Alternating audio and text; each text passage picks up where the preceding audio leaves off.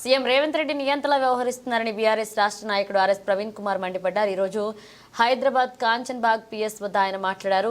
హైడ్రా మూసి నిర్వాసితుల ఆవేదన వీడియోలను సోషల్ మీడియాలో షేర్ చేసిందన్న ఆరోపణలతో తమ పార్టీ కార్యకర్త నరేష్ గౌడ్ రాత్రి టాస్క్ ఫోర్స్ పోలీసులు అరెస్ట్ చేశారు. షేర్ చేస్తే కేసులు పెడతావా రేవంత్ రెడ్డి, మీరు కూడా దుర్భాషలాడారు మరి అని ఫైర్ అయ్యారు ఆయన. భాష ఎవరు నేర్పించిండ్రు? మీరు పేగులు మెడకేసుకున్నప్పుడే అన్న ఎక్కడ పోయింది, చెప్పుతో కొడతా అన్నప్పుడు ఎక్కడ పోయింది? దాని తర్వాత మరి లాగలలో తొండలు ఇడవమన్నప్పుడు ఎక్కడ పోయింది? మీ శాసనసభ్యుడు దానం నాగేందర్ తల్లులో తిట్టినప్పుడు ఎక్కడ పోయింది? మరి ఆ కేసులు ఏమైనాయి? మరి నీ మీద 100 కేసులు అవుతాయి. నీ మీద ఈ భాష తెలంగాణ నేర్పించింది నువ్వే. మళ్ళీ ఇవాళ నువ్వే పోలీసు వాళ్ళకి చెప్పి కేసులు పెట్టిస్తా ఉన్నావు.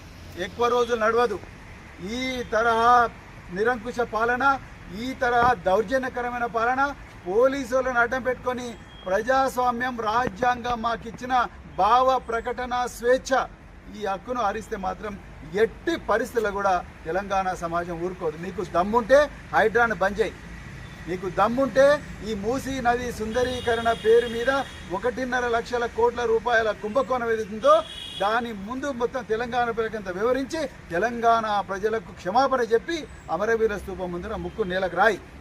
నీకు నిజంగా ఏమాత్రం నైతిక విలువలున్నా, నీకు దమ్ముంటే మీ అన్నలు, మీ తమ్ముళ్ళు, మీ చుట్టాలు ఎక్కడెక్కడున్నోళ్ళు వీళ్ళందరి పేర్ల మీద కంపెనీలు పెట్టి తెలంగాణ ఆస్తిని దోచుకోవాలనుకుంటున్నావు కదా, దాని మీద క్షమాపణ చెప్పు.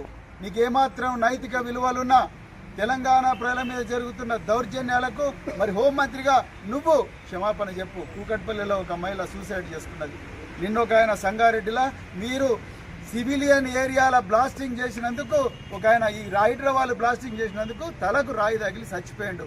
వాళ్ళ కుటుంబాల కాళ్ళు పట్టుకో. నీకు దమ్ముంటే నీకేమాత్రం నైతిక విలువలు. అంతే తప్ప ఈ బీఆర్ఎస్ కార్యకర్తల మీద ఎన్ని రోజులు పెడతావయ్యా? ఎంతమంది మీద కేసులు పెడతావు? ఎంతమంది మీద కేసులు పెడతావు? ఎంతమంది తీసుకొచ్చి పోలీస్ స్టేషన్లో పెడతావు? ఎంతమంది జైల్లో పెడతావు? పెట్టి చూద్దాం. మొత్తం తెలంగాణ జైల్లో పెడతావా? ఆ మహిళల కాళ్ళు పట్టుకో. ముందు మూసి రైట్ సైడ్ లెఫ్ట్ సైడ్ ఉండే మహిళల దగ్గరికి పోయి వాళ్ళకి క్షమాపణ చెప్పు. ఒక ముఖ్యమంత్రిగా క్షమాపణ చెప్పు. వాళ్ళందరూ నమ్మి, నీ మాటలు నమ్మి నేను అధికారంలోకి ఎక్కించిండ్రు. అంతే తప్ప ఇక్కడ పోలీస్ స్టేషన్లలో మా కార్యకర్త అమాయకులైన కార్యకర్తలను వాళ్ళ కార్యకర్త నేను ఇవాళ నీ మీద ఎన్ని కేసులు పెట్టాలి మరి లెక్క ప్రకారం?